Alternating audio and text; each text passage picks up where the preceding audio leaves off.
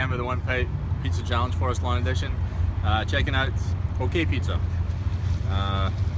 It's quite well done, which is nice, but the base is still a wee bit soft. But One Bite, everyone knows the rules.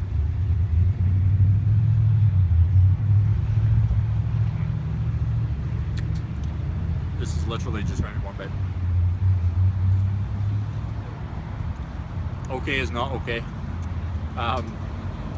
The dough is really heavy dough. The sauce is bland. When I went in there to pick it up, there's a weird smell of like incense burning or something like that. It's transferred into the pizza. It's not good. It doesn't go.